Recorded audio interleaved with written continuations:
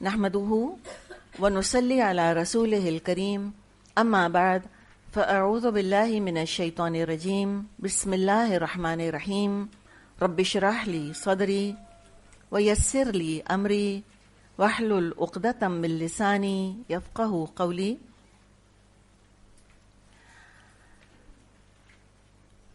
پچھلا رکوع ہم نے کیا تھا اور اس میں پھر ہم نے ایک بہت ہی خوبصورت دعا جو ہے وہ دیکھی تھی آیت نمبر 8 میں کہ اللہ تعالی ہمارے دل ٹیڑھے نہ ہوں۔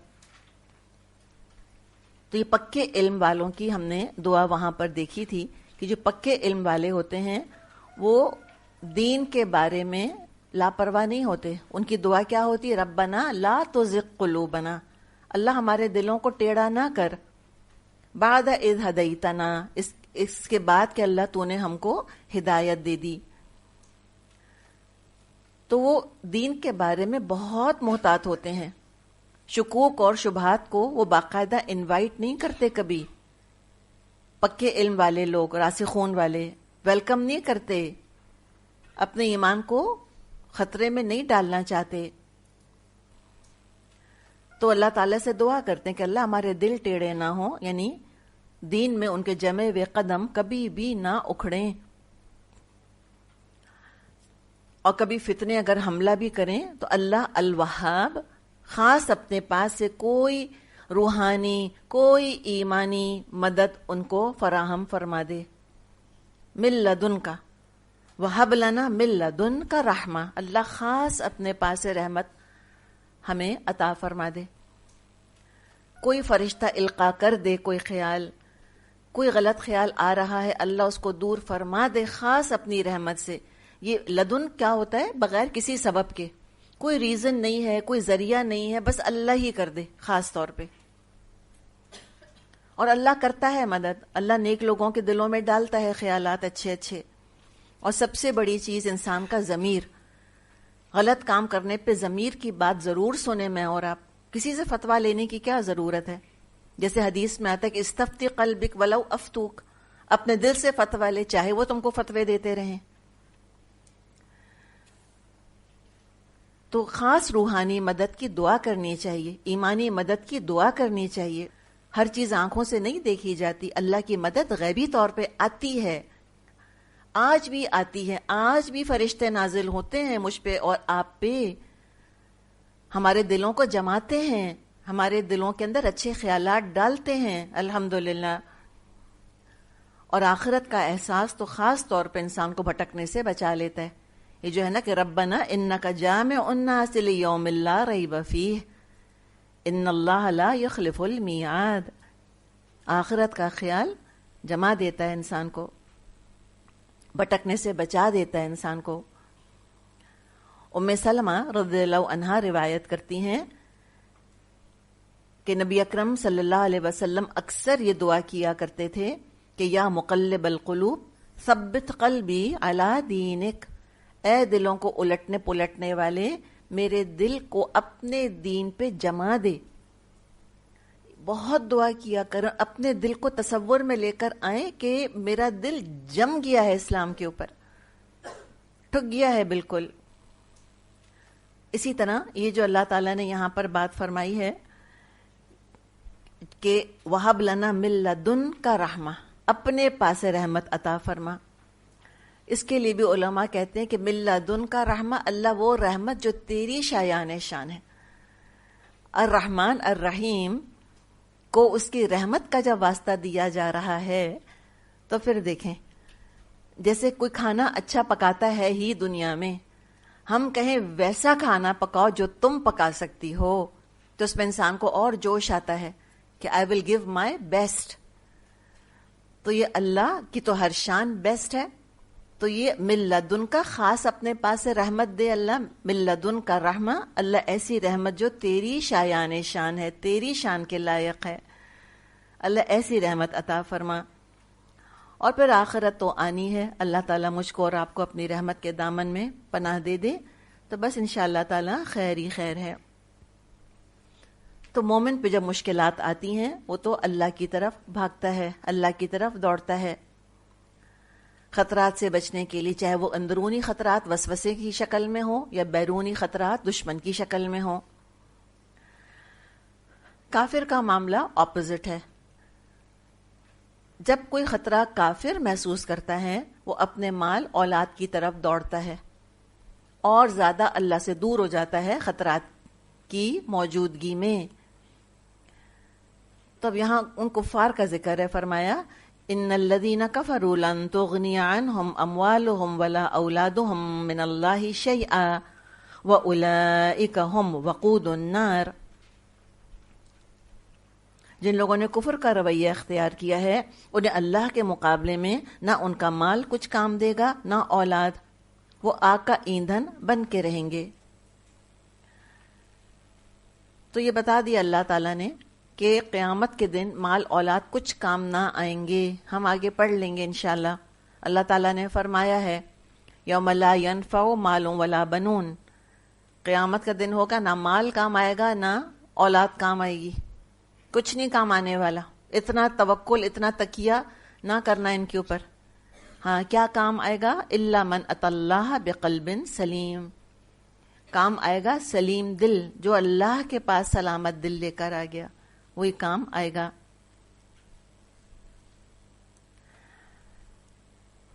تو تاریخ کی طرف ایک نظر ڈالنے کی دعوت دی جا رہی ہے کہ پہلے بھی لوگوں نے کفر کیا، تم نرالے تھوڑی ہو اے مکے والو، تم پہلے انوکھے تو نہیں ہو جنہوں نے کفر کیا ہے۔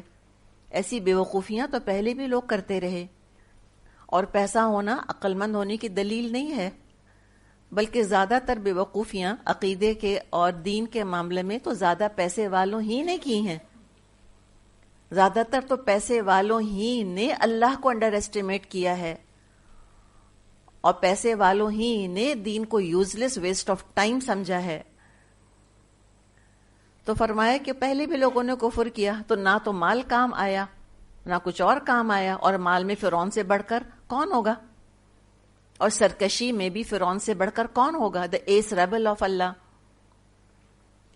تو ذکر کیا گیا فرعون کا اور اس جیسے لوگوں کا، کداب آل فرعون والذین من قبلہم کذبوا بآیاتنا، ان کا انجام ویسا ہی ہوگا جیسے فرعون کے ساتھیوں اور ان سے پہلے کے نافرمانوں کا ہو چکا۔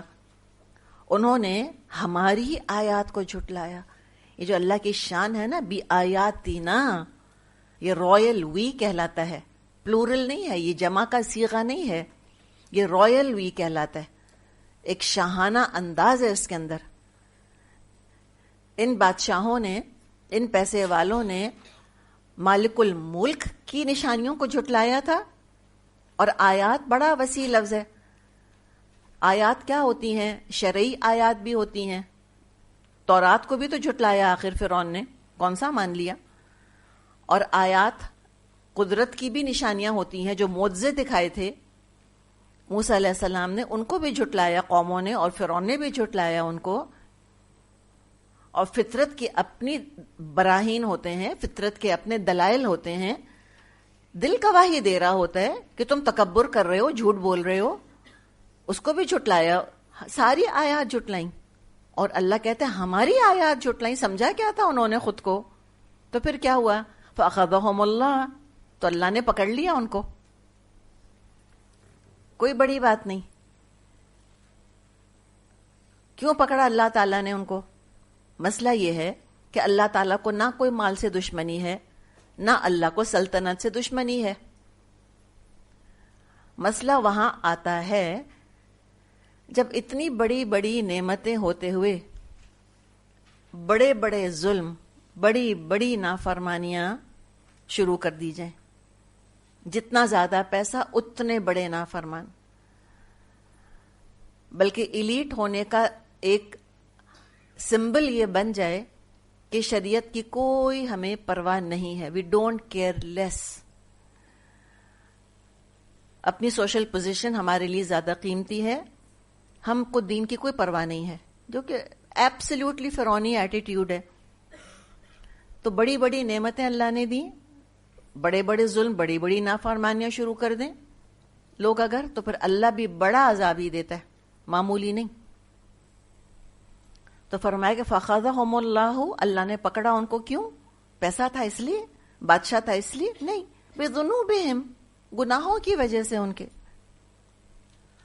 اور سمجھا کیا تھا انہوں نے اللہ کو کہ اللہ کچھ نہیں کر سکتا، نعوذ باللہ. ان کی بادشاہت کے آگے اللہ بے بس ہے کیا؟ جیسے لوگ امپریس ہو کے اور آنکھیں کھول کھول کے ان کی دولت کے مظاہروں کو دیکھا کرتے تھے، یہ سمجھتے ہیں کہ اللہ بھی نعوذ باللہ دب جائے گا ان کے پیسے کے مظاہرے سے.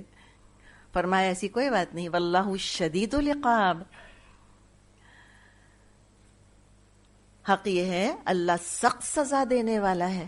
آج کل ہم کہتے ہیں مت ڈراؤ مت ڈراؤ. کیسے نہیں ڈراؤ؟ نہیں ڈریں گے تو ہم ہیں سیدھے ہونے والے. کوئی چھوڑے تو صحیح ہمیں ہمارے حال پر. آج کوئی وہی تو آئے ذرا کہ فجر کی نماز نہ پڑھنے سے کچھ نہیں ہوتا. دیکھتے ہیں کون نکلتا ہے بستر سے اپنے. کوئی ایسے نہیں ہوتے انسان. اللہ نے بنایا انسانوں کو، اللہ کو پتہ ہے کہ کیرٹ اینڈ سٹک ٹیکنیک استعمال کرنی ہوگی ان کے ساتھ.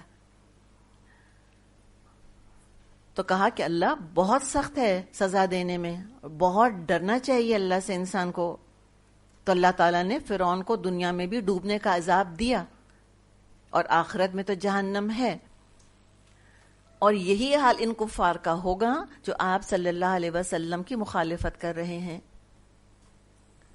جیسے فرعون نے موسیٰ علیہ السلام کو جھٹلایا تھا، ایسے یہ مکے کے کافر نبی اکرم صلی اللہ علیہ وسلم کو جھٹلا رہے ہیں. تو آپ صلی اللہ علیہ وسلم کو جھٹلانے والے ذرا ڈریں. فرمایا آگے قل للذین کفروا، اے نبی صلی اللہ علیہ وسلم فرما دیجئے کافروں سے، ستغلبون وتحشرون الی جہنم وبئس المہاد، کہ قریب ہے وہ وقت جب تم مغلوب ہو جاؤ گے اور جہنم کی طرف ہانکے جاؤ گے، اور جہنم بڑا ہی برا ٹھکانہ ہے. کہ آج اپنا عقیدہ، آج اپنا عمل، آج اپنا اخلاق، تین چیزیں ہیں، عقیدہ، عمل، اخلاق. اس کو قرآن اور سنت کی روشنی میں درست کر لیں تو پھر اللہ کی مدد آئے گی. تو کفار سے کہا جا رہا ہے کہ تم دیکھو، تم تو عنقریب غالب کر لیے جاؤ گے اور تم تو سب جمع کیے جاؤ گے، ہانکے جاؤ گے جہنم کی طرف، اور وہ بہت برا ٹھکانہ ہے، بہت بری جگہ ہے وہ. تو اس میں دراصل کیا کہا کیا جا رہا ہے، پیغام کیا ہے کہ کفر نہیں کرو، ٹھیک ہو جاؤ، درست ہو جاؤ. اور پھر آگے جو آیت آ رہی ہے اس میں بدر کا ذکر ہے، اس لیے کہ بدر ابھی ہو چکی تھی. سن 2 ہجری میں بدر ہوئی تھی اور 3 ہجری میں سورہ آل عمران نازل ہوئی ہے، زیادہ تر حصہ اس کا. تو اس تاریخ کے واقعے کو مثال کے طور پہ پیش کیا جا رہا ہے کہ دیکھو اللہ کی مدد ایمان والوں کے ساتھ کیسے آتی ہے. فرمایا قد کان لکم آیۃ فی فئتین التقطا فئۃ تقاتل فی سبیل اللہ واخری کافرۃ یرونہم مثلیہم رأی العین واللہ یؤید بنصرہ من یشاء ان فی ذلک لعبرۃ لأولی الابصار. تمہارے لیے ان 2 گروہوں میں ایک نشان عبرت تھا جو یعنی بدر میں ایک دوسرے سے جنگ کر رہے تھے. ایک گروہ اللہ کی راہ میں لڑ رہا تھا اور دوسرا گروہ کافر تھا. دیکھنے والے خود اپنی آنکھوں سے دیکھ رہے تھے کہ کافر گروہ مومن گروہ سے دگنا ہے. ایکچولی کافر یا مومن لکھا تو نہیں ہے ترجمے میں. کیا لکھا ہے کہ 2 گروہ تھے، وہ ایک مومن تھے اور ایک کافر تھے. دونوں ایک دوسرے کو کیا دیکھ رہے تھے؟ دگنا دیکھ رہے تھے. مگر نتیجے نے ثابت کر دیا کہ اللہ اپنی فتح اور نصرت سے جس کو چاہتا ہے مدد دیتا ہے. تو آنکھیں رکھنے والوں کے لیے، بصیرت رکھنے والوں کے لیے اس میں بہت بڑا سبق ہے. تو پہلے تو یہ دیکھیں کہ جو 2 گروہوں کا جن کا ذکر کیا جا رہا ہے وہ کر کیا رہے تھے، جنگ کر کیوں رہے تھے. پہلے بھی ہم کئی دفعہ یہ بات کر چکے ہیں کہ جان دینا کوئی بڑی بات نہیں ہے. لوگوں نے بہت جانیں دی ہیں، عاشقوں نے جان دے دی ہیں معشوقوں کی خاطر. کوئی دریا میں چھلانگ مار کے اپنے آپ کو ہلاک کر لیتا ہے اور پہلے بھی کیا کرتا تھا، اور کوئی زہر کھا لیتا ہے، تو کوئی کسی طرح خودکشی کر لیتا ہے. جان تو لوگوں نے دی ہے. بڑے بڑے مقاصد کے لیے بھی دی ہے، وطن کے لیے بھی دی ہے، کسی بادشاہ کی سلطنت کی حفاظت کے لیے بھی دی ہے. تو جان دینا کوئی بڑی بات نہیں ہے. اصل چیز کیا ہے؟ فار واٹ، کس مقصد کے لیے جان دی ہے. تو یہاں پہ جو ذکر کیا جا رہا ہے وہ بتایا کہ جان دینے تو دونوں آئے تھے. جب جنگ کرنے نکل کر آئیں گے تو جان ہتھیلی پہ رکھ کر ہی تو آئیں گے، پتا ہے کہ جان جا رہی ہے. تو ایک جو گروہ تھا وہ کیا تھا؟ تقاتلوا فی سبیل اللہ، اللہ کی راہ میں جنگ کر رہا تھا. دیکھیں یہ کیا لکھا ہے کہ دیکھیں اس آیت کے اندر یہ نہیں لکھا کہ مومن اللہ کی راہ میں جنگ کر رہے تھے. کہا ایک گروہ ہے جو اللہ کی راہ میں جنگ کر رہا تھا. اس لیے کہ مومن کیوں نہیں لکھا؟ اس لیے کہ انڈرسٹوڈ ہے صرف مومن ہی تو نکل سکتا ہے اللہ کی راہ میں، اور اس سے پہلے پوری ایک تربیت کی داستان ہے جس سے گزر کے وہ اس قابل ہوا کہ وہ صرف اور صرف اللہ کی راہ میں نکل کر آئے. اور جو حقیقت میں صرف اللہ کے لیے نکلتے ہیں گھروں سے، ان کا رویہ بالکل فرق ہوتا ہے ان لوگوں کے مقابلے میں جو نہیں جانتے کہ ہم گھر سے کیوں نکل رہے ہیں. کسی نے بھیج دیا تو نکل گئے، کسی نے فورس کر دیا تو نکل گئے، کوئی خیال آ گیا ایسی بائی دے کو وم، کوئی فینسی تو نکل پڑے. اللہ کی راہ میں نکلنے والے ایک الگ ہی مخلوق ہوتے ہیں، اور جو مومن ہی ہوتے ہیں صرف. تو یہاں پر ہم دیکھیں کہ فئۃ تقاتل فی سبیل اللہ کہا تو مومن کا نام ہی نہیں آیا. یہ بلاغت دیکھیں نا قرآن کی، خوبصورتی تو دیکھیں الفاظ کی. اچھا اگلا ٹکڑا دیکھیں، وَأُخْرَى کافرہ، اور دوسرا گروہ کیا کون تھا؟ کافر تھا. ان کو کہہ دیا کافر تھا. کیا یہ لکھا کہ تقاتلوا فی سبیل الطاغوت؟ یہ لکھا ہے کہیں یہاں پر کہ کافر جو تھا وہ تو فی سبیل الطاغوت جنگ کر رہا تھا؟ لکھا ہے؟ نہیں لکھا. کیوں نہیں لکھا؟ اس لیے کہ کافر اور کس کے لیے جنگ کرے گا؟ اللہ کے لیے کرے گا. اللہ کے لیے کرتا تو مسلمان مومن نہ کہلاتا. تو کافر تو جب سٹرگل کرے گا طاغوت ہی کے لیے کرے گا اور کسی طرف نہیں کرے گا. تو تھوڑی سی ذرا خوبصورتی ہے الفاظ کی جو بعض دفعہ ہماری نظروں سے اوجھل ہو جاتی ہے. کوئی توجہ دلا دے تو ہم بھی حیران ہوتے ہیں کہ واہ بھائی کمال ہے قرآن کا، اور کیا الفاظ کا انتخاب ہے. نہ بات اتنی طویل ہوتی ہے اور نہ اتنی مختصر، بیچ کی بات اللہ تعالیٰ فرماتا ہے. اب ہو کیا رہا تھا؟ یہ بدر کی طرف جیسے ہم نے بات کی جو حال میں ہو چکی تھی. اب ہو کیا رہا تھا؟ یرونہم مثلہم رأی العین. ذرا مشکل سا جملہ ہے یہ، اور بہت سے اس کے اندر جو ہے نا کمبینیشنز بن سکتے ہیں کہ کون کس کو اپنے سے دگنا دیکھ رہا تھا. تو ہم بہت زیادہ میتھمیٹکس میں نہیں جاتے فی الحال فار دا ٹائم بینگ. بس اتنا ہم دیکھ لیتے ہیں، مختصر ہم یہ سمجھ لیتے ہیں کہ اللہ تعالیٰ نے آگے بھی اس کا ذکر کیا ہے، اور اللہ تعالیٰ نے وہاں پر یہ فرمایا ہے کہ اللہ تعالیٰ نے، یہ سورہ انفال میں ہم پڑھیں گے کہ اللہ نے کافروں کو اے مسلمانوں تمہاری نظر میں تھوڑا دکھایا. مسلمان کتنے تھے بدر میں؟ 313. کافر کتنے تھے؟ آلموسٹ 1000. ٹھیک ہے نا؟ تو اگر مسلمان کافروں کو اپنے سے دگنا دیکھ رہے تھے تو کتنا دیکھ رہے ہوں گے؟ کتنے نظر آئے ہوں گے؟ ٹھیک ہے نا؟ میکسیمم ان کو کیا نظر آئے ہوں گے کہ بس ان کو جب مسلمانوں نے جب کافروں کو دیکھا، مسلمان خود تھے کتنے؟ 313. مسلمانوں نے کافروں کو دیکھا، مسلمانوں کو کیا نظر آئے ہوں گے؟ مسلمان 300 تھے نا، مسلمانوں نے اپنے سے ڈبل دیکھا، کتنے نظر آئے؟ 600. 1000 نہیں نظر آئے. تو ان کو لگا کہ اچھا چلو یہ تو ایسے 500-600 ہوں گے. ٹھیک ہے، تو اللہ نے کیا کیا کہ اللہ نے فرمایا کہ ہم نے ان کو تمہاری نظر میں تھوڑا دکھایا. کیوں؟ تاکہ موریل ہائے ہوں تمہارے، اور تم کہو کہ ہاں ہم تو نمٹ لیں گے ان کو. اسی طرح مسلمانوں کو بھی کفار کی نظر میں تھوڑا دکھایا. 313 تھے تو اور تھوڑا دکھایا کہ تھوڑے سے ہی ہوں گے بالکل. ان کو بھی کیا لگا کہ 300 کے بجائے 600 ہی ہوں گے. ایسی فیلنگ آئی ان کو کفار کو بھی دیکھ کر. ہم نے کہا نا کہ جو یرونہم مثلیہم رأی العین، اس میں کمبینیشن بہت سارے بنتے ہیں، لیکن سورہ انفال کی روشنی میں اگر ہم اس کو سمجھیں تو یہ بات ہمارے سامنے کلیئر ہو جاتی ہے کہ کافروں کو بھی لگا کہ مسلمان تھوڑے ہیں اور مسلمانوں کو بھی لگا کہ کافر تھوڑے سے ہیں. تو اس سے موریل بلند ہو گئے دونوں طرف. تو کیوں ایسے دکھایا؟ اور یرونہم، دکھایا کس نے دکھایا؟ اللہ نے دکھایا. وہ دیکھ بھی رہے تھے، اور کیسے؟ اللہ نے دکھایا کم کر کے. آیت نمبر 44 ہے سورہ انفال کی، جس میں کہ یہ مضمون آیا ہے کہ دونوں ایک دوسرے کو کم سمجھ رہے تھے. مقصد کیا تھا اللہ تعالیٰ کا کم دکھانے کا؟ کہ مقابلہ ہو ہی جائے، ہو جائے مقابلہ، بس بدر ہو جائے. تو دیکھ تو رہے تھے کس سے؟ رأی العین. کیسے دیکھ رہے تھے کفار اور مسلمان ایک دوسرے کو؟ اپنی سر کی آنکھوں سے دیکھ رہے تھے، لیکن دیکھا اس اینگل سے جس طرح اللہ نے چاہا. تو یہ دیکھیں کہ اللہ کی مدد کس کس طرح آتی ہے. ابھی ہم نے بات کی تھی کہ وَهَبْ لَنَا مِن لَّدُنْكَ رَحْمَةً، اللہ خاص اپنے پاس سے ہم کو روحانی ایمانی مدد عطا فرما، رحمت عطا فرما. تو اللہ کی مدد ایسے آتی ہے بعض دفعہ کہ اینگل ہی دیکھنے کا ڈفرینٹ ہو جاتا ہے.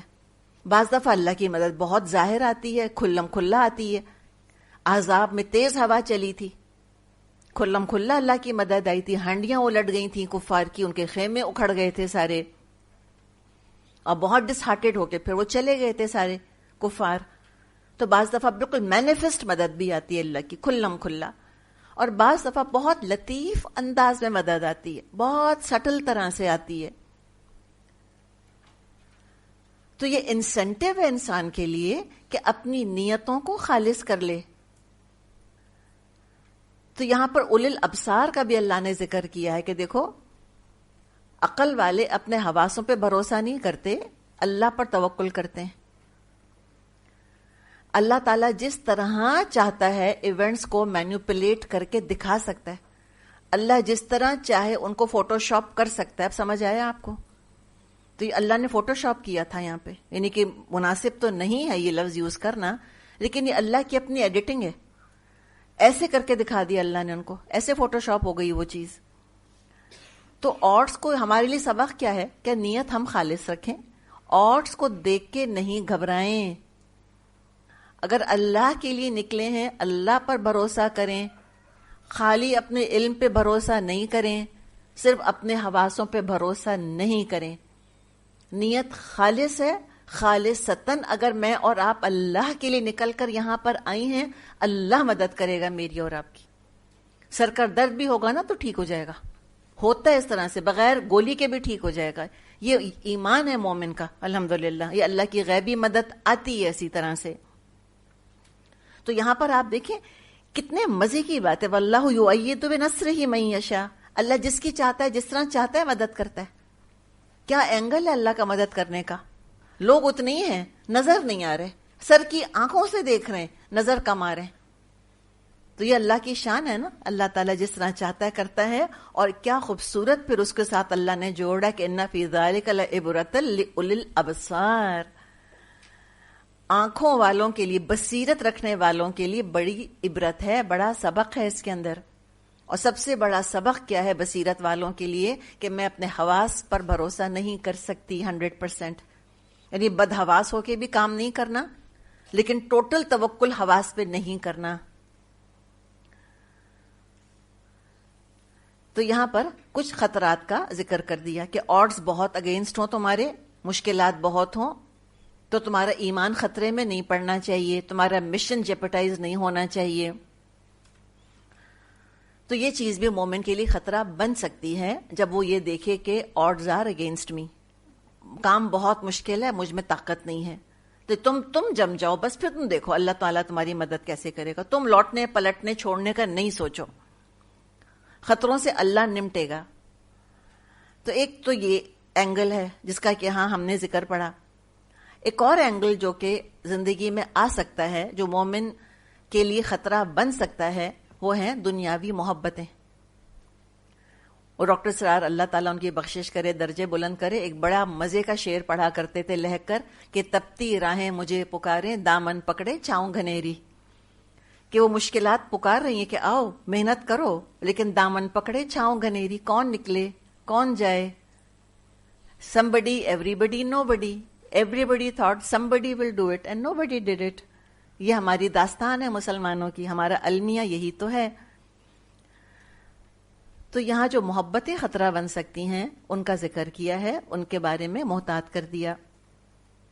اللہ تعالیٰ نے 7 محبتیں یہاں گنوائی ہیں، ابھی ہم اس کو دیکھتے ہیں انشاءاللہ، اور ان کو ایکنالج کیا ہے، اعتراف کیا ہے کہ ہاں یہ محبتیں ہیں۔ اور جو 7 محبتیں یہاں ہیں اس میں کوئی سور کا ذکر نہیں ہے، نہ جوئے کا ذکر ہے، نہ شراب کا ذکر ہے، کسی بھی چیز کا ذکر نہیں ہے، کسی حرام چیز کا ذکر ہی نہیں ہے، سب حلال ہیں۔ کرنے کا کام کیا ہے؟ ان محبتوں کے ساتھ صحیح مائنڈ سیٹ کے ساتھ اگر تعلق رکھیں گے تو آخرت کمانے میں بہت کام آ سکتی ہیں۔ اگر ان محبتوں کو اللہ کی محبت سے بڑھا دیں گے تو انہی محبتوں کی وجہ سے انسان غرور میں، تکبر میں مبتلا ہوگا اور اپنی آخرت برباد کرے گا۔ اب یہ جو 7 حلال محبتیں ہیں، یہ خود ایک ایک محبت ایک ایک بت بن جاتی ہے انسان کی زندگی کے اندر، یہ خود خدا بن جاتی ہیں ساری یہ محبتیں۔ تو جو فتنہ ہے میرا اور آپ کا وہ بت پرستی نہیں ہے، ہم نہیں جا رہے کسی مندر میں، ہم نہیں جا کے کسی بت کے آگے سجدہ کرتے، پیشانیاں رگڑتے۔ یہ محبتیں ہیں جن سے کہ مجھ کو اور آپ کو محتاط رہنا ہے۔ تو ذرا بہت غور سے آپ کو سننا ہے اس آیت کو، بہت گہری آیت ہے۔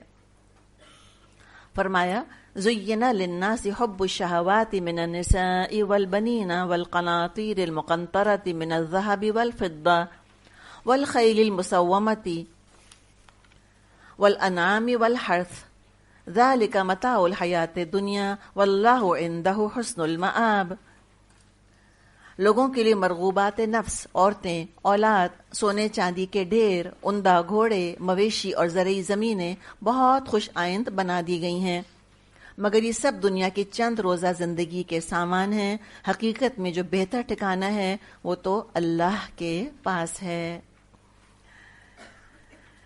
اچھا جی، اصل چیز لفظ جس پہ فوکس کرنا ہے نا وہ ہے حب الشہوات، اس پہ پہلے فوکس کریں۔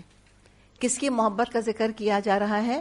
شہوت کی محبت کا ذکر کیا جا رہا ہے، چونکہ یہ ڈائریکٹ تعلق اس کا میرے اور آپ کے نفس کے ساتھ ہے۔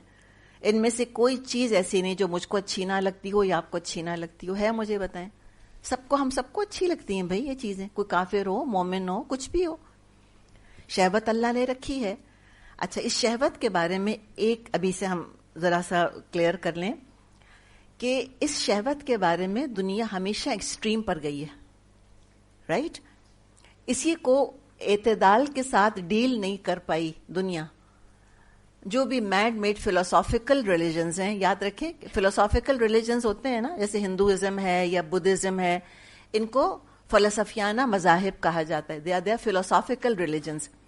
مونوتھیس تو نہیں ہے، یہ آسمانی مذاہب تو نہیں ہے، یہ تو لوگوں نے بنائے ہیں، اپنے ذہن کی اختراع سے بنائے ہیں، شرک تو لوگوں نے خود ہی بنایا ہے نا۔ زیادہ تر جو فلسافیکل جو ریلیجنز ہیں جن کے زیر اثر ہمارے صوفیہ رہے ہیں، صوفیزم جس کو ہم کہتے ہیں، اور صوفیزم کی بھی بہت سی کیٹیگریز ہیں، ساری غلط نہیں ہیں، کچھ ایکسٹریم پر صوفی گئے ہیں، اور وہ صوفیزم جو ایکسٹریم پر گیا ہے وہ انہی فلسافیکل ریلیجنز کے انفلوئنس میں رہا ہے۔ تو ان مذاہب میں جو ہندوازم کے ایکسٹریم ہے یا بدھزم ہے یا اس طرح کے ہیں مذاہب فلسفیانہ، وہ کہتے ہیں کہ سب چیزیں بہت گندی ہیں، ان کے ساتھ تو تعلق ہونا ہی نہیں چاہیے، اور جب تک ہم اپنے دل سے ان ساری محبتوں کو کھرچ کے پھینک نہیں دیں گے ہم اللہ کا قرب حاصل نہیں کر سکتے۔ تو دنیا گندی، پیسہ گندا، عورت گندی، گھر گندا، ملنا جلنا نہیں کسی سے، یہ ان کا ایک رویہ رہا۔ نفس کشی پر عمل کیا انہوں نے کہ اس شہوت کو نہ کچل کے رکھ دو، بالکل ختم کر دو۔ یہ جو ایپیٹائٹس ہیں، یہ جو اٹریکشنز ہیں، یہ جو خواہشات ہیں، یہ جو چیزیں ہمیں اپنی طرف کھینچتی ہیں، جن میں جو پرکشش لگتی ہیں دنیا کی چیزیں، اس ساری کشش کو زبردستی قتل کر دو، لٹرلی کچل کے رکھ دو۔ یہ ہے نا، جانتے ہیں نا ہم اس چیز کو، تو کہ سب دنیا چھوڑ کے وہ جوتا بھی نہیں پہنتے نا. جو بدھ مت کے بھکشو ہوتے ہیں وہ جوتا نہیں پہنتے پاؤں کے اندر, جو اصل ہوتے ہیں ان کے. کیوں؟ وہ کہتے ہیں ایسا نہ ہو کوئی کیڑا بھی ہمارے پاؤں کے نیچے آ کے مر جائے. اور وہ خود نہیں کماتے, ان کے ہاتھ میں وہ کشکول ہوتے ہیں, کہتے ہیں جاؤ بھیک مانگ کر کھاؤ, اپنی انا کو ختم کر دو بالکل. اور عورت کا تو کوئی سایہ بھی نہ پڑے, وہ تو اس سے تو نعوذ باللہ کوئی بد چیز ہے ہی نہیں, پیسے سے بد کوئی چیز ہی نہیں ہے. تو وہ ایکسٹریم رہی ہے. لیکن یہ ایکسٹریم نفس کشی والی ایکسٹریم کم رہی ہے. مائنورٹی کر سکتی ہے, یہ کام آسان نہیں ہے. ان کو بھی ڈیو, ان کا جو کریڈٹ ہے وہ ڈیو دینا چاہیے ان کو. Give their credit to them. Majority دنیا کی دوسری ایکسٹریم پر رہی ہے, وہ ہے نفس پرستی. ٹھیک ہے. دوسری جو ایکسٹریم رہی ہے دنیا میں وہ ہمیشہ نفس پرستی والی رہی ہے. سیلف ورشپ, سیلف انہائلیشن تو کم ہی رہا, سیلف ورشپ زیادہ رہی کہ ان چیزوں کو پوجو, خدا بنا دیا ان کو. اب اسلام کیا کہتا ہے؟ ہم تو دعا کرتے ہیں اللہ سے, اہدنا صراط المستقیم, اللہ تو ہم کو درست راستے کی ہدایت عطا فرما, معتدل راستہ, ہمیں ایکسٹریم پہ نہیں جانا. تو اسلام کیا کہتا ہے شہوت کے بارے میں؟ اسلام یہ بتاتا ہے کہ اللہ نے انسان میں شہوت رکھی ہے, اٹریکشنز ہیں, ایپیٹائٹس ہیں, اور یہ انسان کا پاور ہاؤس ہے. ٹھیک ہے. اور یہ جتنی بھی شہوتیں ہیں ان سب کا تعلق جسمانی وجود سے ہے ہماری. دیکھیں ہم خالی روح تو نہیں ہیں, اللہ تعالیٰ چاہتا تو ہم کو خالی روحانی وجود دے دیتا, ہمیں جسم دیتا ہی نہ جسم ہوتا نہ شہوت ہوتی, قصہ ہی ختم, فرشتے بن جاتے. لیکن اللہ نے ایسا نہیں کیا, ہمیں کمپاؤنڈ بینگ بنایا ہے. اللہ نے ہمارے اندر روح رکھی ہے, اللہ نے ہم کو جسم دیا ہے, دونوں چیزیں دی ہیں اللہ تعالیٰ نے, اور دونوں کے تقاضے پورے کرنے ہیں. تبھی سلامتی ہوگی, تبھی امن ہوگا, تبھی we will be at peace with ourselves. روح کو روح کا حق دینا ہے, جسم کو جسم کا حق دینا ہے. جسم دے دیا اللہ نے, اب جسم کے ساتھ انصاف نہیں کریں گے. اس کو بھوک لگ رہی ہے, کھانا نہیں دے رہے, اس کو سردی لگ رہی ہے, سویٹر نہیں پہنا رہے, اس کو پانی پینا ہے, اس کو پیاسا رکھ رہے ہیں, یہ تو ظلم کر رہے ہیں اپنے اوپر.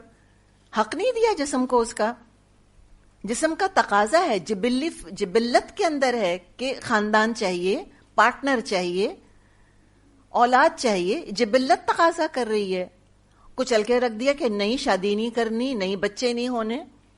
دل چاہتا ہے, انسان کا دل کھنچتا ہے خونی رشتوں کی طرف, رحمی رشتوں کی طرف, کہ مل کر بیٹھیں. پابندی لگا دی کہ نہیں تم کھانا نہیں کھا سکتے ان کے ساتھ بیٹھ کے, ننز وغیرہ کے ساتھ جیسے معاملہ ہوتا ہے. اللہ نے اسٹیٹک سینس رکھا ہے ہمارے اندر, اس کا تعلق جسم سے ہی تو ہے. اللہ نے ہمارے اندر خوبصورتی کی پسند رکھی ہے, ہمیں خوبصورتی اچھی لگتی ہے, پسند رکھ دی اور پابندی لگا دی کہ خبردار کوئی خوبصورت چیز استعمال اگر تم نے کی تو دیکھنا, پھر جنت تو ملے گی نہیں. تو یہ تو ظلم ہے سراسر. عدل کہاں ہے یہ؟ اور اسلام تو ہے ہی سراپا عدل. اسلام تو ہے اسلام, پیس. وہ چاہتا ہے ہمارے جسم اور روح کے اندر دوستی ہو, اندر ہمارے اندر مسلسل جنگ کی کیفیت طاری نہ رہے کہ روح کے تقاضے پورے کرتے کرتے جسم کو بھول گئے, یا جسم کو اتنا زیادہ پیمپر کیا کہ روح نگلیکٹ ہونے لگ جائے. نہیں, ایک بیلنس ہونا چاہیے. تو شہوت کا تعلق روح سے کچھ بھی نہیں ہے. شہوت کا تعلق جو پاور ہاؤس ہے, سارا تعلق جسمانی ضروریات خواہشات سے ہے. تو اللہ نے کیوں رکھی شہوت ہمارے اندر؟ بہت سے فائدے ہیں, بہت سی حکمتیں جو اللہ نے شہوتیں رکھی ہیں. حب الشہوات ہے, شہوت کی بہت سی محبتیں. نمبر 1 سب سے بڑا فائدہ, دنیا کی رونقیں اسی سے تو ہیں. سب جا کے موناسٹریز میں بیٹھ جائیں گے تو چل چکی دنیا. تو دنیا کے ساری رونقیں, سارا کاروبار انہی شہوت کی وجہ سے ہے. نمبر 2 جو آزمائش ہے میری اور آپ کی اس دنیا میں, لِيَبْلُوَكُمْ أَيُّكُمْ أَحْسَنُ عَمَلًا, کہ اللہ دیکھنا چاہتا ہے, اللہ آزما رہا ہے تم کو, کون تم میں اچھے عمل کرتا ہے. تو آزمائش تو ہے ہی دراصل ان شہوتوں کی وجہ سے. دنیا کا امتحان ہے ہی ان چیزوں کے ذریعے سے جو یہ 7 اللہ نے لسٹ کی ہیں یہاں پر. یہی چیز تو فرشتوں میں مسنگ ہے. فرشتوں کے ساتھ نفس نہیں لگا ہوا جو خواہش کرے. پھر اللہ تعالیٰ نے ہم کو انسینٹیو دیا ہے جنت کا, کہ تم امتحان میں جب پاس ہو جاؤ گے نا تو جنت میں جاؤ گے انشاءاللہ. تو شہوت کو انسینٹو کے طور پہ استعمال کیا ہے جنت کمانے کے لیے، کہ دیکھو جنت میں پارٹنرز ہوں گے، ازواج و مطہرہ، پھر وہاں تو محلات ہوں گے، پھر وہاں تو یوں نہریں بہیں گی، وہاں کھانے پینے کی چیزیں ہوں گی، وہاں تمہارے اتنے سارے سرونٹس ہوں گے. یہی شہوتیں ہیں نا جن کو اللہ تعالیٰ نے ایک بیٹ کے طور پہ استعمال کیا ہے کہ تم نیکیاں کرو تو جنت میں یہ ملے گا. اگر خواہش ہی نہ ہو کسی کو تو جنت میں جا کے کرے گا کیا؟ جنت کی خواہش ہی کیوں ابھرے گی؟ نہ گھر چاہیے، نہ اس کو ایک آرام چاہیے، نہ اس کو سونے چاندی کے محل چاہیے، کچھ بھی نہیں چاہیے اس کو. تو کریں گے کیا جنت میں جا کر؟ تو انہی شہوتوں کو اللہ تعالیٰ نے انسینٹو کے طور پہ استعمال کیا ہے کہ جنت کماؤ. پھر اگر یہ شہوتیں ہوتی ہی نہ انسان کے اندر، یہ ساتوں محبتیں ہی نہیں ہیں کسی کے اندر، تو شریعت کیا کرے گی آگے؟ فائدہ شریعت کا؟ شریعت جو اللہ نے نازل فرمائی ہے ہمیں ان شہوتوں سے روکنے کے لیے نازل نہیں فرمائی. لا رہبانیت فی الاسلام، اسلام میں کوئی مناسٹسزم، کوئی رہبانیت نہیں ہے. شریعت کیوں آئی ہے؟ سورہ بقرہ پڑھ لیں پوری. سورہ بقرہ میں کیا آیا ہے کہ ان کو تم صحیح طرح استعمال کرو.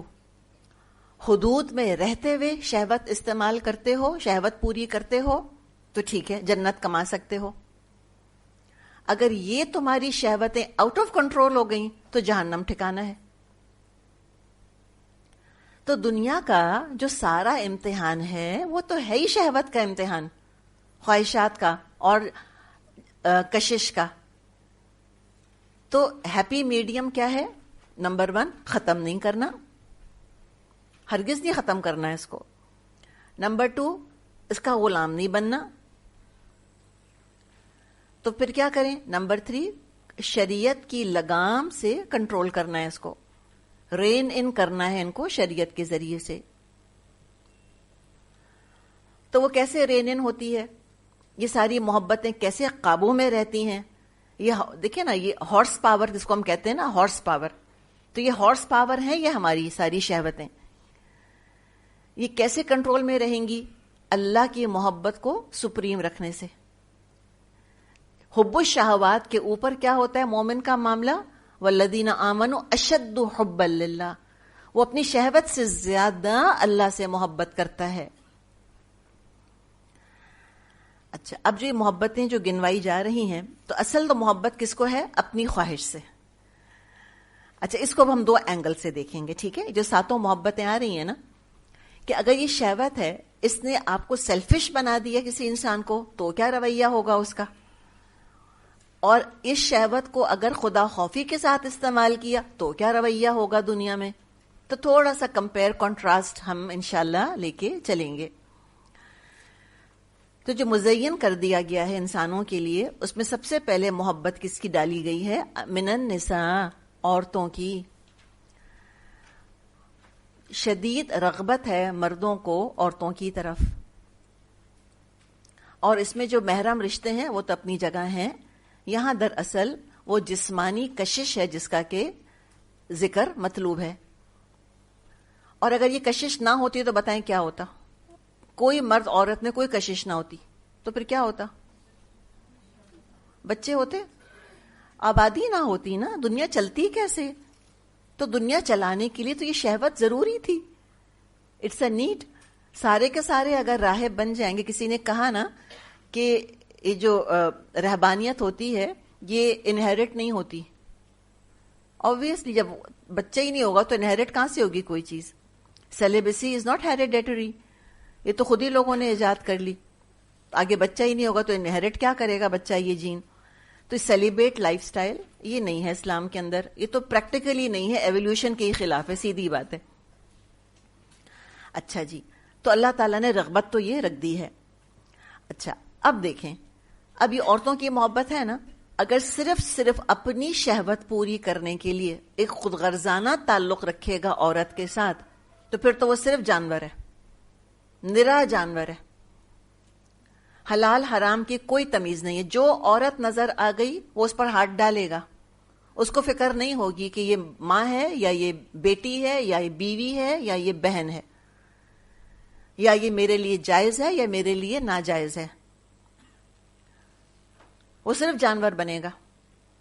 جو دنیا میں حال ہم دیکھ رہے ہیں، کیا حال کیا عورتوں کا، مردوں کی شہوت نے کیا حال کر دیا ہے عورتوں کا، کموڈٹی بنا دیا ان کو، ایک انتہائی درجے کی خود غرضی کا تعلق. اور اگر اللہ کے ڈر کے ساتھ عورتوں سے تعلق رکھے گا تو شہوت کو قابو کرے گا، پھر خطرہ نہیں ہے. اور سورہ بقرہ میں آپ دیکھیں جو طلاق کے بارے میں اللہ نے احکامات دیے ہیں کہ تمہیں کتنی عزت کرنی ہے اور کتنا خیال کرنا ہے عورتوں کا. یہ تقوی کے بغیر ممکن ہی نہیں، پاسبل ہی نہیں ہے. تو نہ وہ خود گناہ گار ہوگا عورتوں کے معاملے میں، نہ عورت کو ایکسپلائٹ کرے گا. جیسے کہ وہ بہت مشہور حدیث ہے،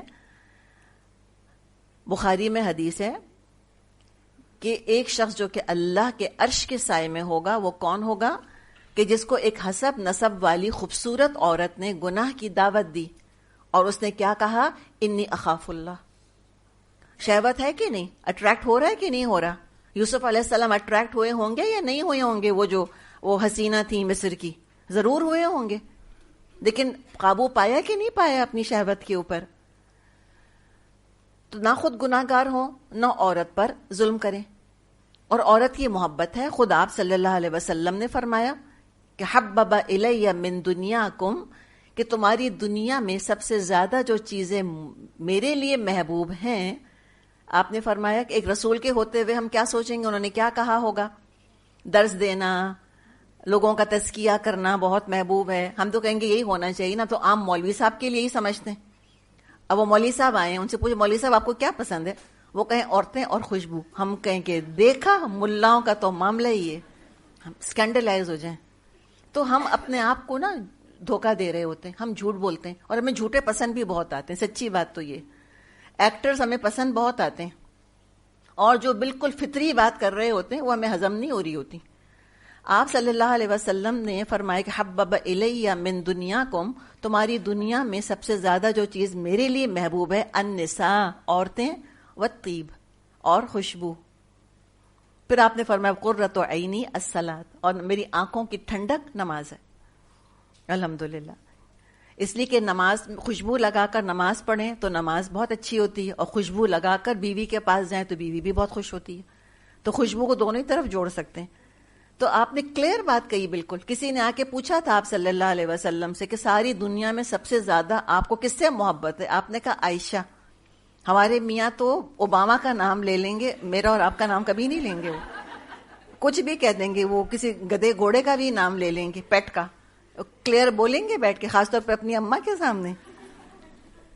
جھوم رہے ہیں آپ لوگ. تو اماں نے کہا بیٹا تم کو سب سے زیادہ کس سے محبت ہے؟ انہوں نے صاف نام بیوی کا لے لیا. تو اس شخص نے پوچھا، آپ نے کہا عائشہ سے. فطری بات، نیچرل بات. تو وہ تو پوچھنے والے کا کہ نہیں میں تو مردوں میں سے پوچھ رہا ہوں. تو پھر آپ نے جواب کیا دیا؟ آپ نے کہا کہ عائشہ کے باپ سے. ہم تو 7ویں آسمان پر پہنچ جائیں، میں تو آنکھیں تارے بن جائیں، ہم تو 24 گھنٹے جو ہے نا بس ایک ٹرانس کے اندر چلے جائیں اگر ہمارے میاں ایسی بات کریں. لیکن جو بات تھی وہ کہہ دی کلیئر بالکل. الحمدللہ. تو جو آپ صلی اللہ علیہ وسلم نے عورتوں سے محبت کی وہ صرف اور صرف شہوت کے لیے نہیں کری. آپ نے بلکہ محبت ان سے کی تو ان کی محبت اپنی شہوت کے اوپر اللہ کی محبت کو سپریم رکھا. تو پھر کیا ہوا؟ ازواج کی تربیت ہوئی، دنیا کو فائدہ ہوا. آپ کی محبت کی وجہ سے نکھر گئیں وہ ساری.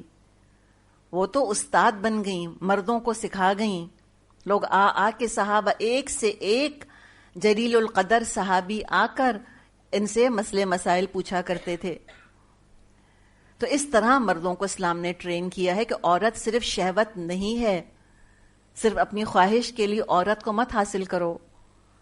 آج کل جو آبجیکٹیفیکیشن کی بات کی جا رہی ہے، سیکشولائز نہیں کرو. خالی کو ایک وہ سیکشول بینگ نہیں ہے، صرف عورت سے، بیوی سے جسمانی تعلق ایک نیڈ ہے، لیکن ساتھ ساتھ حق ادا کرو تاکہ سکون کی زندگی گزرے. لیکن آج دنیا میں ہم کہتے ہیں نری شہوت ہے، نری بلائنڈ نیکڈ نیڈ، اور ایک لسٹ جس کو ہم کہتے ہیں نا، لسٹ آ گئی ہے لوگوں کے اندر صرف. یہ کیسے کنٹرول ہوگی؟ یہ سوائے اللہ کی محبت اور اللہ کے خوف، اس کے علاوہ کبھی بھی نہیں کنٹرول ہو سکتی. لیکن ہے اپنی جگہ، کوئی ڈاؤٹ نہیں. دوسری محبت کیا ہے؟ والبنین، بیٹوں کی خواہش. ابراہیم علیہ السلام نے بھی بیٹا مانگا تھا، ربی حبلی من الصالحین. اور زکریا علیہ السلام نے بھی بیٹی کی دعا کی تھی. وہ آ جائے گی یہ بھی سورہ آل عمران میں. کیوں بیٹی کی دعا کی تھی؟ اللہ کی محبت کی وجہ سے کی تھی. سچی بات ہے، اپنی شہوت کے اوپر اللہ کی محبت کو رکھا تھا کہ اللہ یہ بیٹا ہوگا تو دین کے کاموں میں میری مدد کرے گا، میرے لیے صدقہ جاریہ بنے گا. میں دنیا سے چلی جاؤں، مر جاؤں تو پیچھے کوئی نام لینے والا تو ہو اللہ کا میری اولاد میں سے، جو مجھے قبر میں، میری قبر بھی تو نور سے بھرے اولاد کی وجہ سے. تو اللہ کی وجہ سے اگر یہ شہوت اللہ کی محبت کو سپریم رکھ کر بیٹے کی خواہش کرتے ہیں، کوئی حرج نہیں. لیکن اگر صرف بیٹوں کی خواہش، وہ جاہل عربوں کی طرح اپنے مردانگی کے اظہار کے لیے بیٹا چاہیے کہ لوگوں کو پتا چلے کہ ہم کیسے مرد ہیں، کیا مرد کی اولاد ہیں، ہم کہتے ہیں نا مرد کا بچہ، کہ ہم بھی کیسے مرد کے بچے ہیں، کہ دیکھو ہمارے تو بیٹے ہی بیٹے ہو رہے ہیں. اور یہ بڑے بڑے پریزیڈنٹ آج کل ایسے احمقانہ بیانات دے رہے ہیں، دنیا میں جو لیڈرز ہیں وہ ایسی باتیں کر رہے ہیں کہ جب میں طاقتور تھا تو بیٹے ہی بیٹے ہوئے، اور جب میں کمزور ہو گیا تو میرے ہاں بیٹی پیدا ہو گئی. ہم ایسی نامعقول باتیں آج سن رہے ہیں. تو یہ دیکھیں نہیں، صرف شہوت ہے، اس کا مطلب ہے کہ جو شہوت کی وجہ سے اپنی مردانگی کے اظہار کے لیے بیٹے چاہتے ہیں، پھر بیٹیوں کو گھٹیا سمجھتے ہیں. بیٹیاں مصیبت لگتی ہیں ان کو، اور بیٹوں کو کھلی چھٹی ہوتی ہے، جو مرضی کرتے پھریں، اور کہتے تھے کہ بوائز ول بی بوائز. ان کے لیے کوئی پابندی نہیں، ان کے لیے کوئی حرام حلال نہیں، وہ جائیں بے شک لڑکیوں کے ساتھ گھومیں پھریں. بیٹی نے آنکھ اٹھا کر کسی لڑکے کو دیکھا نہیں کہ ان کی غیرت جاگی نہیں. تو یہ ہے نا پھر ظلم ہمارے ہاں سارا، شہوت کی وجہ سے خالی بیٹوں کی خواہش. پھر آگے کیا ہے؟ والقناطیر المقنطرۃ من الذهب والفضة، اور خزانے ہوں، ڈھیروں ڈھیر خزانے سونے اور چاندی کے. ابھی تو آپ خود گیس کر سکتی ہیں، اب پھر آپ اس کو کمپیئر اینڈ کنٹراسٹ کر لیں. پیسہ ہے صرف اور صرف اپنی انا کے لیے اور اپنے اسٹیٹس کے لیے اور لوگوں پر روب جھاڑنے کے لیے، عزت خریدنے کے لیے جو پیسہ استعمال کرے گا وہ کیا کرے گا؟ بتائیں کیا شخصیت ہوگی اس کی؟ آپ خود امیجن کر لیں. صرف شہوت کے لیے کرے گا تو نہ حرام کی فکر نہ حلال کی. وہ تو وراثت بھی مار لے گا، وہ تو مہر بھی مار لے گا، وہ تو چوری بھی کر لے گا، جھوٹ بھی بولے گا، ظلم کر لے گا، سبھی کچھ کرے گا، حق تلفیاں کرے گا. لیکن اگر شہوت کی محبت کے اوپر اللہ کی محبت، اللہ کا خوف ہوگا تو پھر کیا ہوگا؟ یہی دولت خیر بنے گی. کتنے رکوع ہم پڑھ چکے ہیں سورہ بقرہ میں دولت کے اوپر، کم سے کم 4 رکوع آئے ہیں اس کے اوپر، دولت کے اوپر. یہ دولت، یہ قناطیر المقنطرۃ من الذهب والفضة، یہ سب جنت کمانے کا سبب بنیں گی. جیسے کہ تبوک کے موقع پہ عثمان رضی اللہ عنہ نے اتنے سونے کے سکے لا کر آپ کی گود میں ڈالے تھے کہ جس سے کتنے ہی لوگوں کو جنگ کرنے کی تیاری کا موقع مل گیا. تو یہ آخر سارا سونا استعمال کیا نا انہوں نے، اور اپنا سارا پیسہ استعمال کیا نا. اتنا مہنگا میٹھے پانی کا کنواں خرید کر مسلمانوں کے لیے وقف کیا انہوں نے. تو یہ پیسے سے ہی خرید کے وقف کیا تھا نا آخر. تو لہٰذا یہ پیسہ انسان زکوٰۃ دیتا ہے، خیرات دیتا ہے، صدقات دیتا ہے، حلال کماتا ہے اور لوگوں پہ خرچ کرتا ہے، ان کی ضروریات کے لیے دیتا ہے. اپنی شہوت بھی پوری ہو گئی الحمدللہ، خود کو بھی آرام مل گیا، اور اللہ کی محبت کی وجہ سے اس شہوت نے کوئی نقصان بھی نہیں پہنچایا. کوئی آخرت جو ہے وہ خطرے میں نہیں پڑی، جنتی خریدی پیسے سے. اس لیے کہ جنت کا ایک دروازہ ہے باب الصدقہ، بہت زیادہ صدقہ کرنے والے اسی دروازے سے داخل ہوں گے. اور کس کی محبت ہے؟ والخیل المسومہ، اور عمدہ نشان زدہ گھوڑے. تو یہ گھوڑے سواریاں، آپ صلی اللہ علیہ وسلم نے گھوڑوں کی 3 اقسام بیان کی ہیں. اچھا آج کل تو گھوڑوں کو کوئی نہیں استعمال کرتا عام طور پہ. آج کل ہم برانڈڈ کیا استعمال کرتے ہیں؟ گاڑیاں. جی ہاں، تو یہ ان کا ذکر کیا جا رہا ہے. اور جیسے اس زمانے کا وہ گھوڑا جو اعلیٰ ترین نسل کا پیڈگریڈ ہارسز ہوا کرتے تھے، وہ ایک شان ہوا کرتی تھی استعمال کرنے والے کی، ایسے آج کل سواریوں میں گاڑیاں وغیرہ ہیں. تو بہرحال گھوڑوں کا جہاں تک ذکر ہے اسی پر ہم سواریوں کو بھی قیاس کر سکتے ہیں. آپ صلی اللہ علیہ وسلم نے گھوڑوں کی 3 اقسام بیان کی ہیں. تو وہی آج گاڑیوں کی بھی 3 اقسام وہی ہیں سواریوں کی. اور گاڑیوں تک محدود کیوں؟ لوگوں کے تو اپنے پرائیویٹ جہاز بھی ہوتے ہیں. ماشاء اللہ لا قوت الا باللہ، ہماری نظر نہ لگے ان کو.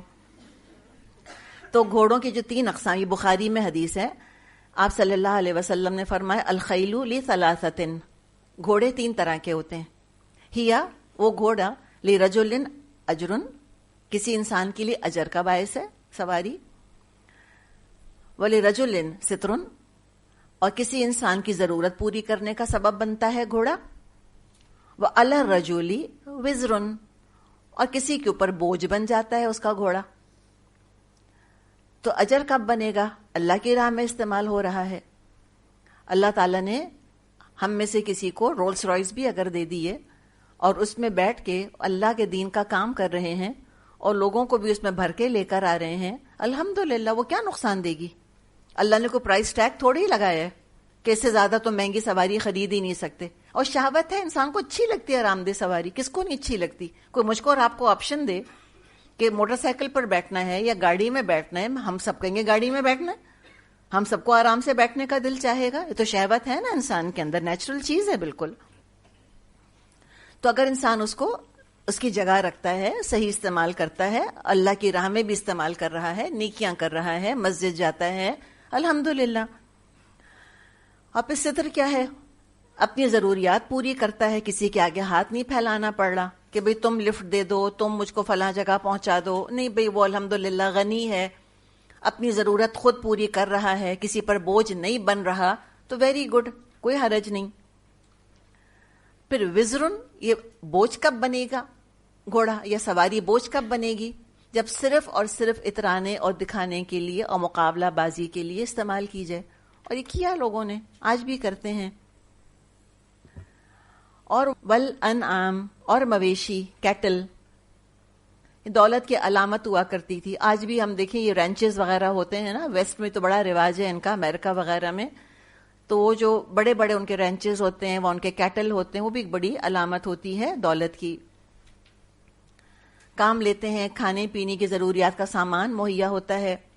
اب پھر آپ انعام کو دیکھ لیں. آج میں اور آپ تو بہت اچھی طرح سمجھ سکتے ہیں کہ یہ انعام جو ہیں، جانور، مویشی، ان کو اگر صرف شہوت کے لیے استعمال کیا جائے گا تو آپ دیکھ لیں کھانے کا کیا حال کر دیا انہوں نے. آج ہارمونز کے انجیکشن لگا کے مرغی کو دیکھ کے پریشانی ہو جاتی ہے انسان کو کہ اللہ جانے کیا بیچاری کو ٹیکے لگائے ہوئے انہوں نے. ہو گیا ہے نا یہ معاملہ. تو یہ نری شہوت ہے نا کہ اور دولت کمانی ہے، اور دولت کمانی ہے ان کے ذریعے سے. اور کیا حال جانوروں کا کر دیا. جو ظلم جانوروں پر آج ہو رہا ہے وہ تو خود ایک داستان ہے اپنی جگہ، کہ کس طرح ان کو رکھا جاتا ہے، کیسے ان کو جو ہے وہ مارا جاتا ہے. ذبح تو کرتے نہیں ہیں، اور بعض دفعہ وہ جانور بےچارا مرا نہیں ہوتا پوری طرح، کہ کھولتے پانی میں ڈال دیتے ہیں اس کو زندہ، اس کی کھال کھینچ لیتے ہیں اور کہانیاں باقی سنتے رہیں ساری ان سے ادھر ادھر کی. تو یہ انعام کا معاملہ ہے، یہ نری شہوت کی وجہ سے. اور بس بعض جگہ اگر آپ بعض کلچرز میں دیکھیں کہ جس طرح یہ کھانا کھاتے ہیں، بندر کو بٹھاتے ہیں اور باندھ دیتے ہیں بندر کو، زندہ بندر ہوش و حواس میں، پھر اس کا اوپر سے اسکل کاٹتے ہیں زندہ بندر کا، اس کے اوپر کھولتا تیل ڈالتے ہیں، اور پھر وہ اسی بندر کا برین وہیں سے کھاتے ہیں، اسی میں سے. تو دیکھیں ہم شہوت کی بات کر رہے ہیں نا. آپ امیجن کریں کہ چیزیں کہاں سے کہاں جاتی ہیں، کیا مسئلے ہوتے ہیں اس کے اندر. اور اگر اللہ کے حکم کے مطابق ان انعام کو استعمال کریں تو یہ آج یہ کرونا وائرس بھی نہ آتا جو آج ہم دیکھ رہے ہیں. کتنی بیماریاں ہیں جن سے کہ بچ جاتے. اللہ کی ساری حدیں پھلانگ کر جب یہ ان چیزوں کو استعمال کرتے ہیں تو 10 بیماریاں ہیں جو کہ پھیلی ہیں. ایڈز وغیرہ کہاں سے آیا؟ ساری اللہ کی حدود پھلانگی تبھی نا. یہ گنوریا وغیرہ کہاں سے آیا؟ ایک زمانے میں تو گنوریا کا، سفلس کا ایک عذاب تھا قوموں کے اوپر. کہاں سے آیا؟ آ ہی نہیں سکتا اگر اللہ کی حدود کے اندر رہیں تو. اللہ کی حدیں پھلانگتے ہیں صرف شہوت کے لیے. جانوروں کو بھی جب نہیں چھوڑیں گے اور ہم جنس کو بھی نہیں چھوڑیں گے تو پھر ہوگا کیا؟ یہ انعام میں دیکھ لیں الحرث، اور پھر کھیتیوں کا معاملہ، پروڈیوس آف دا لینڈ، اناج اور غلہ، اس کو بھی دیکھ لیں.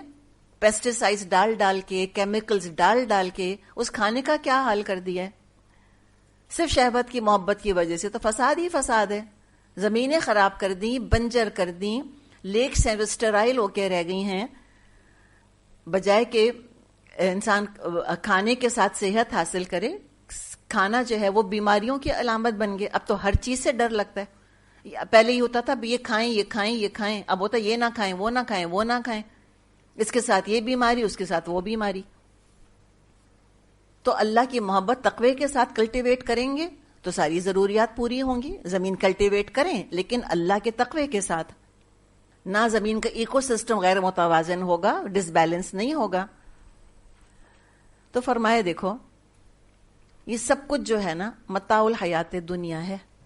ذالکا، یہ جو ذالکا آتا ہے، جب اس میں اشارہ پڑا ہے نا ہم نے دور کا، رائٹ، تو ایک تو سمپل دور کی چیز کی طرف اشارہ کرنے کے لیے ذالکا آتا ہے. پھر یہ اور مختلف معنوں میں بھی آتا ہے. کسی فزیکل نیئرنس یا فزیکل ڈسٹنس کے لیے استعمال نہیں ہوتا ہر دفعہ ذالکا، بلکہ ذالکا بعض دفعہ کسی چیز کی عظمت کے لیے آتا ہے. ذالک الکتاب لا ریب فیہ، قرآن کی عظمت بیان ہو رہی ہے. ہم کہتے ہیں نا بھئی یہ وہ کتاب ہے. اور بعض دفعہ ذالکا جیسے بات ہم نے کی عظمت بیان کرنے کے لیے استعمال ہوتا ہے، اور بعض دفعہ ذالکا یہ ایک فاصلے کے لیے استعمال ہوتا ہے، جیسے کسی ناپسندیدہ چیز کو انسان اپنے سے دور کر دے.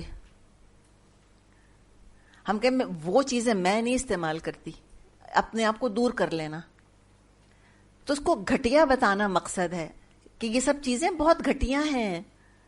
متاع الحیات دنیا، دنیا کا تو مطلب ہی ادنا، ادنا کا مونس ہے دنیا، گھٹیا، لو کوالٹی، بالکل فریولس چیزیں ہیں. اور اس پوری دنیا کی بھی متاع ہے، یہ بس چند برتنے کا سامان، تھوڑی سی چیزیں. کوئی ٹوتھ برش کے اوپر تھوڑی اتراتا ہے متاع. آج تک ہم نے تو نہیں سنا کہ کوئی کہے کہ میرے پاس تو ایسی جھاڑو ہے کہ تم دیکھو تو جل کے تمہارا تو حال خراب ہو جائے. میرا پوچھا اگر تم نے دیکھ لیا نا، میرا موپ، تو پھر تم دیکھنا کتنی جلو گی. تو یہ ہیرے جواہرات ایسے ہی ہیں، یہ گاڑیاں ایسی ہی ہیں، متاع الحیات دنیا ہے. یہ کوئی ایسی چیز نہیں کہ ان کو دوسروں کو جلایا جائے یا ان کو دیکھ کے جلا جائے. ٹھنڈا کر دیا اللہ نے. مت جلو، نہیں کمپیٹ کرو.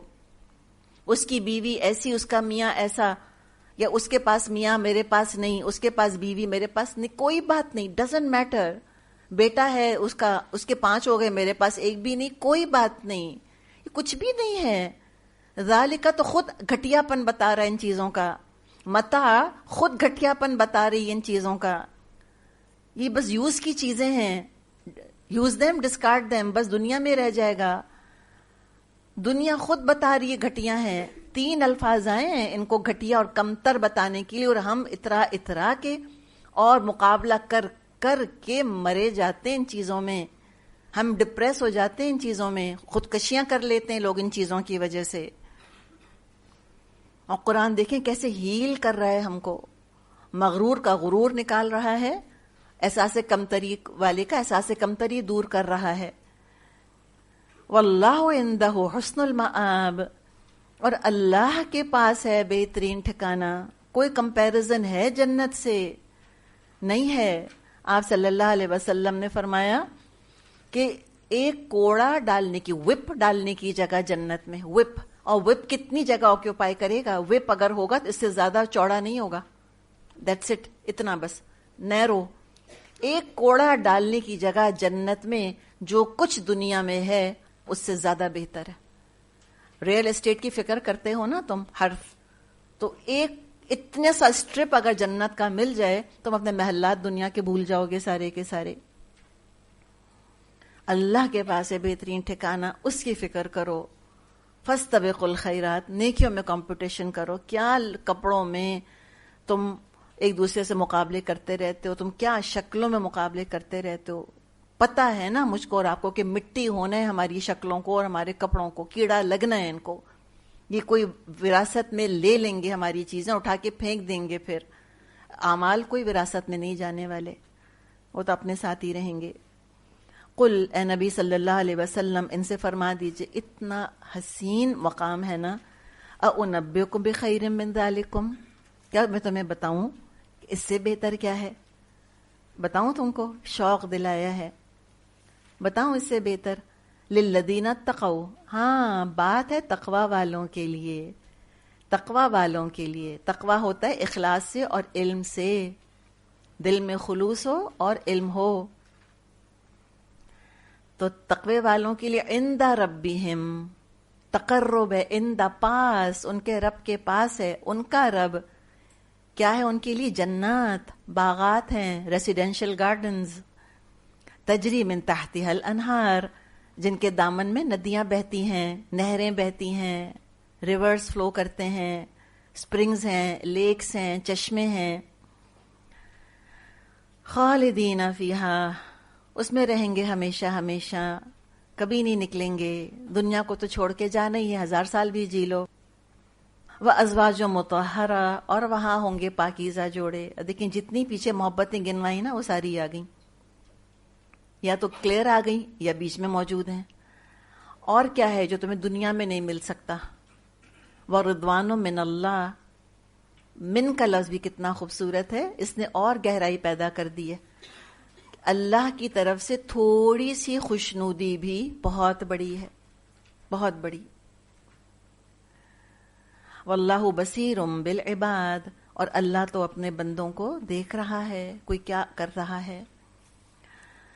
مسلم میں حدیث ہے، آپ صلی اللہ علیہ وسلم نے فرمایا کہ جنتیوں سے کہہ دیا جائے گا کہ اب تم نعمتوں میں ہمیشہ رہو گے، کبھی تمہاری نعمتیں ختم نہیں ہوں گی، ہمیشہ صحت مند رہو گے، کبھی تم کو بیماری نہیں آئے گی، اور ہمیشہ تم جوان رہو گے، کبھی بڑھاپا نہیں آئے گا، ہمیشہ زندہ رہو گے، کبھی موت نہیں آئے گی، یہ کہہ دیا جائے گا۔